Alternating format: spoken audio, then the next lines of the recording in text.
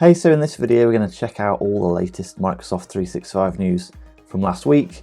We've got some bits on Copilot being released, Teams, Viva, and some more little announcements on OneDrive. So let's get straight into it. So the first big news is that Microsoft released Copilot in general availability yesterday at the time of recording, November the 1st, 2023. And obviously everyone's waiting to get their hands on it, but it's not really general release.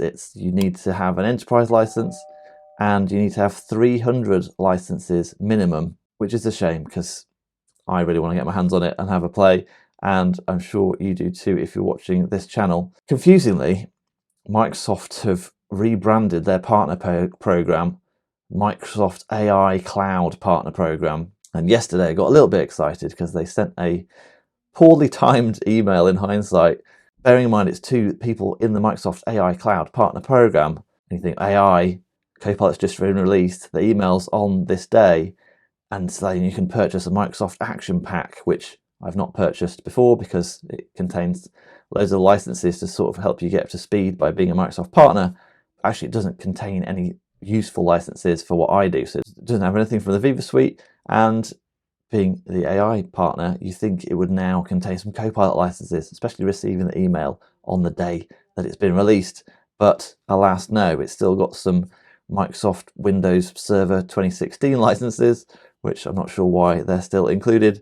Still doesn't have any Viva and doesn't have any Copilot, so that was a little bit disappointing. But I'm interested if you are in a large enterprise and you have got the minimum purchase requirements and you've got your hands on Copilot, if you're a normal person doing a normal job, let me know in the comments below and how you're getting on with it, what you think of it, if it's improving your time at work already, let me know in the comments below. I'm Gavin Jones, founder and director at MeTime, where we help people save time at work to do more of the things they love. Putting these videos out there so that you can upskill yourself and keep up to date with everything going on in Microsoft at work. But the next problem you're going to have is trying to get everybody in your organization to work in a more modern way all together, and then hopefully you'll think of me if you need help doing that in your organization. If you've got 20 knowledge workers or more, then book a call using the link in the description below to see if we can help save your employees time for increased sales and well-being. So on to some quick fire Teams news. So hopefully if you watch this channel, you know that new Teams has come out, and Classic Teams, as Microsoft have renamed it, the purple one, is going to be going at some point, and they've now announced that that is going to be automatically switched over in March 31st, 2024. So you won't be able to use the classic Teams anymore, and you'll have to use the new one, which I think will be fine for everyone by that time. And hopefully they will have got feature parity by that point, because like I said in the last video, most people have switched off using new Teams because they tried it, found out that something didn't work, and then switched back to get that thing to work. And then why would you bother moving over? Because it doesn't really do much more than help you switch tenants, which admittedly is very useful, and it's supposed to be faster, but I'm not sure if most people have found that or not. You can now view up to 9 videos in Chrome or Edge if you're in a Teams meeting, which I didn't know you couldn't do before actually, because obviously if you've got Teams desktop app, then it usually have all your meetings in there. And yeah, you can now view up to 3x3 rather than 2x2 grid. And I don't know if it's just me, but I quite liked the 2x2 grid rather than having these like 50 people that you can see on screen and you can't really see anyone, and you don't really need to see everybody if you're in a 50-person meeting anyway, because usually it's going to be a one-way download. So being able to see everybody is not as useful, but obviously Zoom had it, and then Microsoft borrowed that concept and put it into Teams. So I still like the 4x4 grid. 3x3 works for me, and usually I would say online meetings probably shouldn't have more than 10 people in anyway. So that's enough for me. So it's good to see that that's been replicated in the web view for people that are just joining and don't have Teams because they're using something else. You can now forward messages in Teams chat, so something I guess borrowed from WhatsApp or any messaging app where you're having a chat and you just want to forward it to somebody else. So that feature might be useful for you if you're using chat a lot. I would say better than using the forwarding is just using Teams channels, because then if you've got your Teams set up right, which I can help with if you need help doing that, you can everyone can see the message there anyway, and you can bring people into that chat thread if you need to, rather than having a chat, that's by definition siloed because it only goes to people that you are in the chat with, and then having to forward it to someone else or to another group chat. So good functionality that they're keeping up with, modern chat apps, but actually they've already got something better in Teams channels, which Microsoft don't seem to talk about, which I think is a shame. I speak to someone about this the other day, which was a reason that they didn't use Microsoft Teams Premium and Teams Webinars, which is hiding attendee names in the webinar. So, obviously they've got, maybe I've got competitors, or maybe it's sensitive and they want to hide the attendee names. They couldn't do it in Microsoft land, so they had to switch over to Zoom. So this is now, like most things, coming to Teams. Cloud IntelliFrame is cool. So that's where if you've got a Microsoft Teams room on Windows device in your room, it gets quite complicated. So seek a professional if you're installing some in-room technology to make sure you've got something that's going to last you a bit.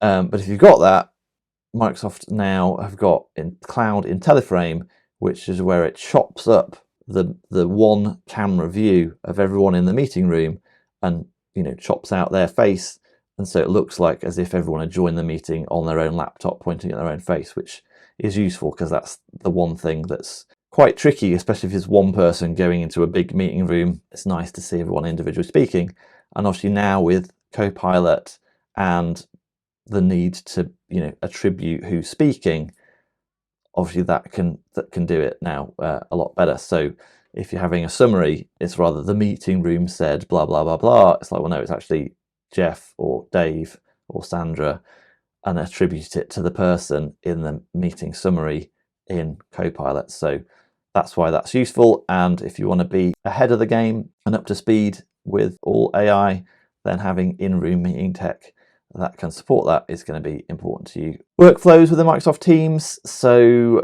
Microsoft of renaming Power Automate into workflows in Teams, which I wish Microsoft had stopped renaming things, because Power Automate itself was called Flow when it first came out. Then it was renamed Power Automate to fit into the Power Platform. So Power BI, Power Apps, and Power Automate, along with some of the Power things, Power Virtual Agent. And then you can have Power Automate in Teams, but then before that it was called Flow in Teams, so then it was Power Automate. Then I'm not sure if they had an interim thing where like the 3-dot menu little automation things was called something slightly different maybe, but now everything Power Automate in Teams is called workflows. So hopefully this isn't the same as Viva Engage. When Yammer was in Teams it was called Viva Engage, but then when Yammer was in the web it was called Yammer, which was quite confusing for a bit until they just renamed Yammer Viva Engage, which would have made sense to do all at once. I hope they're not doing that, because that might be a bit confusing, but they've renamed it and it's got the same sort of functionality. This is then that you can have workflows in Teams chat menu, which, to be honest, I didn't know you could do before, which again is telling that it's annoying that you can do workflows in like a channel message, and you would have assumed that you could do the same thing in a chat message, but presumably you couldn't do that before, because now they're announcing that you can do it at some point in the future. So along with that and change the name, then they've apparently made some more ready-to-use workflow templates in a refreshed store.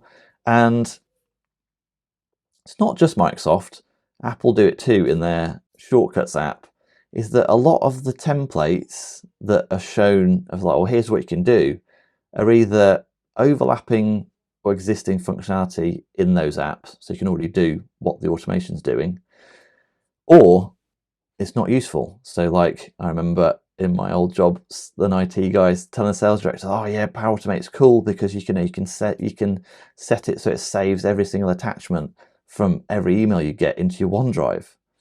And it's like, well, that might be technically cool, but it's like, well, why would you want to do that? Because like everybody that's sending you an email is now getting saved into your things. Like, well, why would I want to do that? It's already in my email.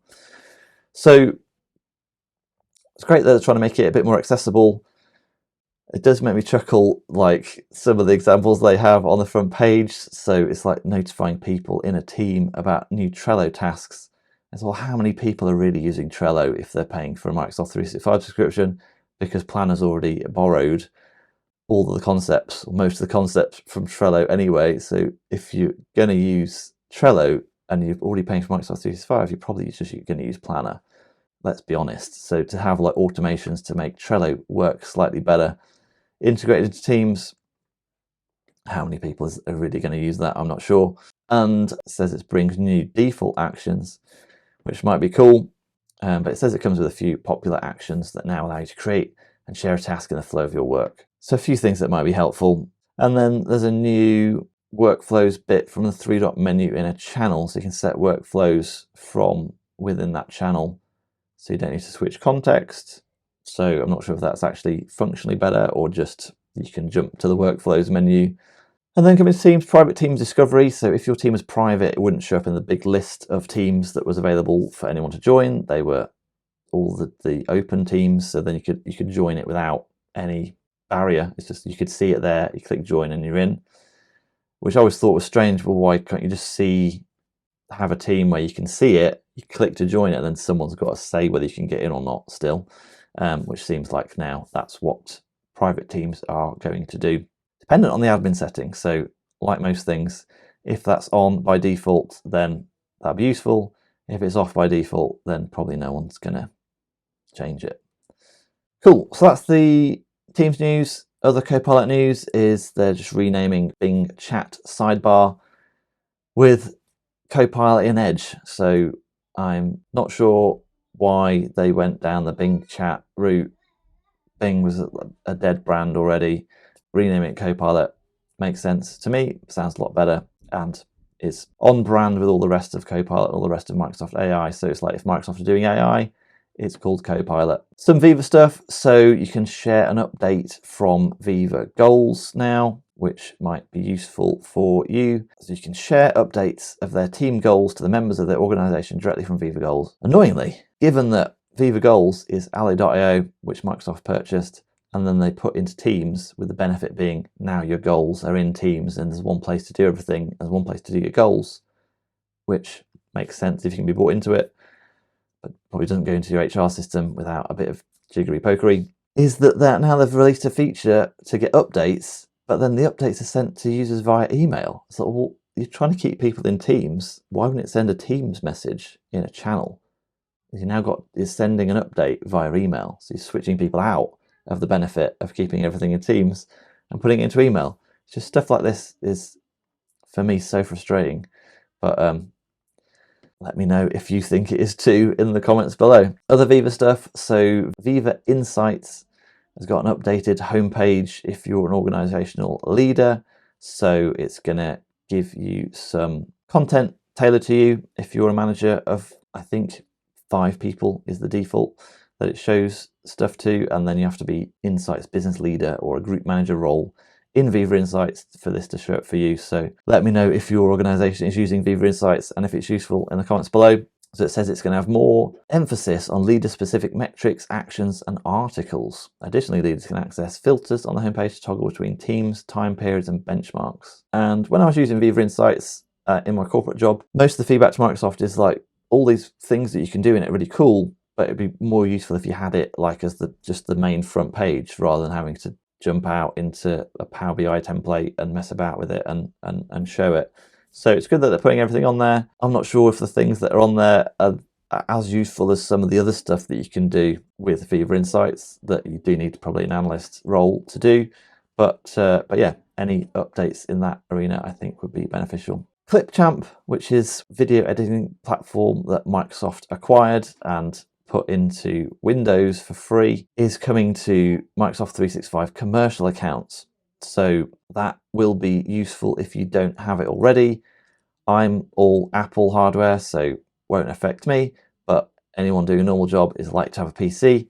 And if you want to do more content creation and get your message across to people in your organization in a medium that people are used to consuming in their personal lives, like YouTube Shorts, TikTok, long videos, podcasts, then having a way to edit your footage when you record it is useful. So Microsoft including this as part of business, I think more and more people should create content and videos, and just working in the modern era rather than having meetings like you could just pre-record a video and then anyone can see it whenever they want, rather than having to arrange everyone's time to get together. If it's a download sort of meeting, and it's not that we want to remove face-to-face or human interaction, but if you can take away all the bits of the meeting that people hate, actually then now you've got a reason to get together just to get together, and that's the main reason of getting together, rather than a pseudo reason of like having financial updates or blah blah blah. And actually you can just send out pre-recorded video and then turn your meeting into Q&A, and then like team building, or go to the pub, or just get off and see your friends and family, which is what we help people do at MeTime. And then along with Clipchamp coming to commercial customers, Microsoft are actually introducing more additional stock content that you can use to create video, which might help jazz up your community videos a little bit. Staying on SharePoint, then there's a new Stream web part, which I find a bit bizarre. So going back in time when Stream wasn't on SharePoint, there's a web part to include Stream videos into your SharePoint page or news post, and that seemed to be better streaming than the other video web part it seemed to be replacing. And so you needed that to watch a video, and the files viewer didn't play video content at one point in time. Now a few things have happened. So Stream's moved onto SharePoint, so Stream isn't really a thing, it's just a place that shows you video content from SharePoint and OneDrive. And the file viewer as a web part in SharePoint shows and plays back videos anyway. And Microsoft already solved the playlist thing that disappeared by having a list that did playlists for you in SharePoint. So now it seems like they're updating that to have a Stream web part which can show videos and playlists, as far as I understand it. But you can do that already, so maybe it's just a technical back-end change that I'm not aware of, or maybe just a renaming. But yeah, you can't do anything new. You can still play. You could already play videos and stuff in SharePoint, and now there's just a different web part to do it. OneDrive stuff. So we talked last week and the video before, which if you've not seen it, check out this one on OneDrive 3.0 here. And now it seems like you can add individual file shortcuts into OneDrive, into your OneDrive as a shortcut. So you could already add a shortcut from a SharePoint site to put it into your OneDrive, which I said before is sometimes confusing because you're not sure what's yours and what is from shared. This might be useful because when someone shares a file with you, it goes into shared with you, but you might just want to put that into your own OneDrive to work on. If it's someone external, that could be quite useful, as long as it's really clear on what's shared and added in as a shortcut and what's not. And then other OneDrive stuff is that because Microsoft lists Power BI, Loop, Whiteboard content, it's saved in OneDrive technically, but doesn't actually show up in your OneDrive. Now you will see that content appeared in recent, shared with you, and favorite lists within the OneDrive web app. So it seems like they're trying to make OneDrive web app more useful. And like we said in the other video, hopefully if that's the way that is best to view stuff, hopefully that'll just be the way that you see it wherever you see a file. And then last thing, which I'm not sure about, clean on your opinion, is showing decline events on the calendar. So I use Calendly to do my bookings because Microsoft Bookings lost me tens of thousands of pounds when I first started the company because it got the invite wrong, that didn't put time into people's calendar. It sent a reminder email that was in a different time zone than the person that booked it, which was really confusing. It just had loads of no-shows of people not turning up for calls. So I just moved to Calendly and I've never gone back. But Calendly, point of that is, Calendly, if someone declines, the meeting still stays in your calendar, but just says declined or cancelled. And so that's the only ever time I've seen that. And I'm not sure if this is borrowing a feature from another calendar app. Don't know if Google does this, let me know in the comments below. But you can turn it on if you want to, and then it shows declined events that you've declined will just be still in your calendar, just marked as free.